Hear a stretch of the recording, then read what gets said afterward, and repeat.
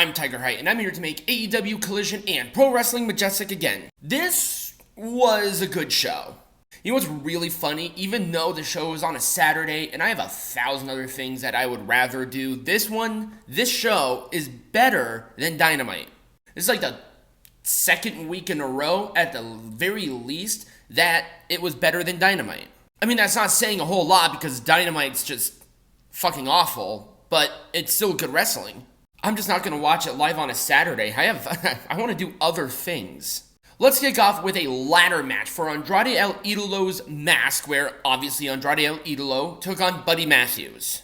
I know what a lot of you long-term listeners are probably going to assume I'm going to say is, oh my god, it sucked because it's a violent hardcore match. No, I actually did like this ladder match, and my expectation that it was going to be violent and hardcore, so it's not like it's unknown to me.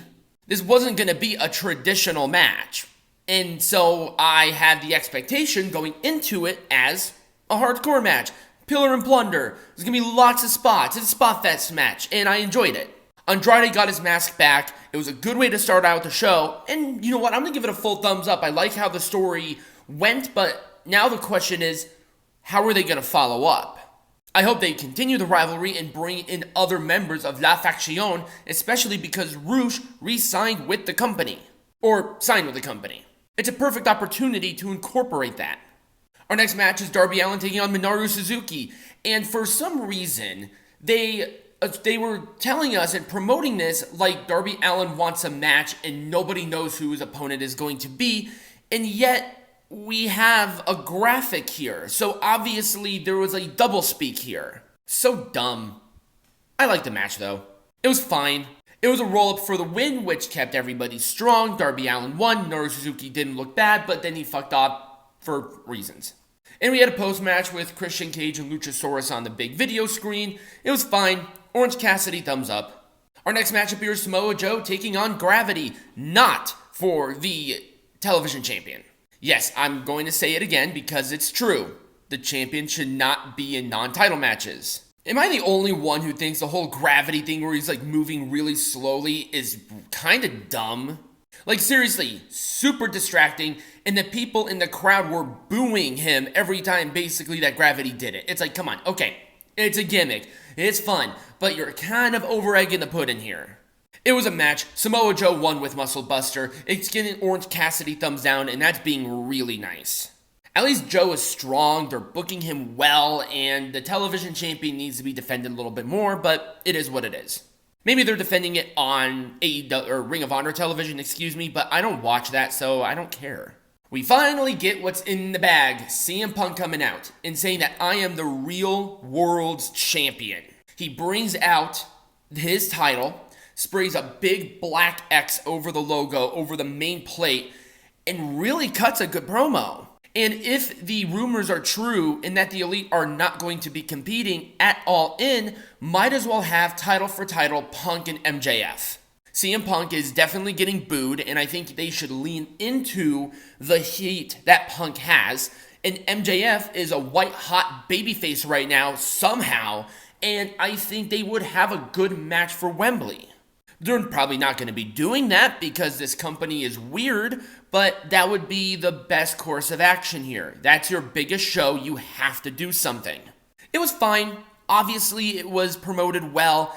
I liked it. I'm going to give it an Orange Cassidy thumbs up, though, because I feel like it's very directionless. Oh, and then with Ricky Starks coming in and challenging for this world champion, it's just kind of odd.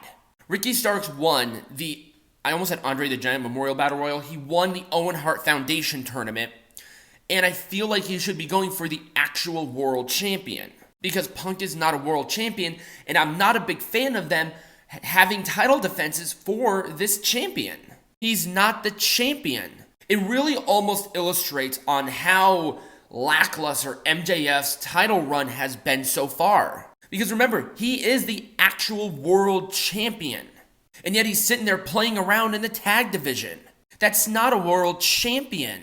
It's a joke.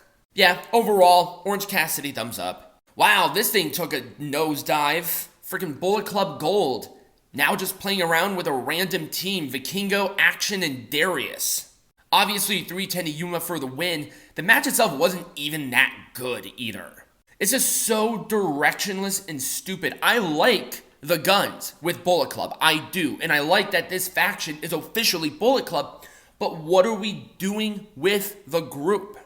We should be doing something, and they're doing nothing. It gets a thumbs down. It's just sad to see. Our next match, Kiera Hogan taking on Mercedes Martinez. The match was fine. I think the women's division is just so absolutely painstakingly directionless. Like, come on, let's do something with them.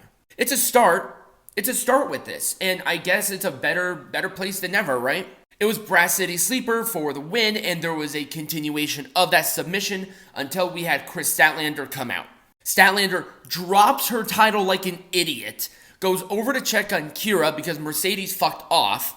Mercedes gets back in the ring and then hits Chris Statlander. So Chris Statlander looks like a fucking moron.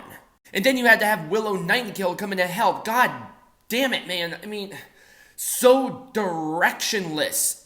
Absolutely directionless. It gets a thumbs down.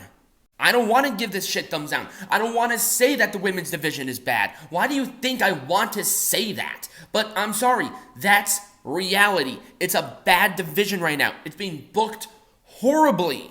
And in our main event for the AEW World Tag Team Champions, we have FTR taking on Better Than You, Baby. I liked this match. It was a good match. It gets a thumbs up. It was an Okada roll for the win. But Jesus Christ, your World Heavyweight Champion, that's your main title holder, that is the face of the company, is crying and whimpering like a child. I mean, you can do a champion that has an emotional moment. We saw it with Roman Reigns, and yet he still looks like the boss, the main guy. But this looked like a child having a temper tantrum because they did not get that toy from Toys R Us. Yeah, let me age myself there. Jesus Christ. And they even teased of the separation of Better Than You, Baby. I hate saying this, but that would have been such a dumb choice. It's the hottest thing in the company, and that's really saying something. But God, FTR cannot put on a bad match. This was a good effing match. And they had to. They're competing against UFC. There's a reason that Great American Bash is tonight. And it's not because of Collision, it's because of UFC. That's why you don't do a show on Saturday. They hugged it out. People lost their damn minds. FTR played into them being a heel because they were heels in this context. And that was Collision. Let me know if you watched this live. Why did you watch this one live next to UFC? Are you excited for how they're going to follow up with Dynamite 200? I know I am. I saw the card. It looked good. But I want to hear from you. Comment down below or right next to me right over here. Subscribe to the channel wherever you're watching this on. Become a patron at patreon.com/MPWMA. Get some hats. There's a link in the bio or in the description. And as always, be majestic.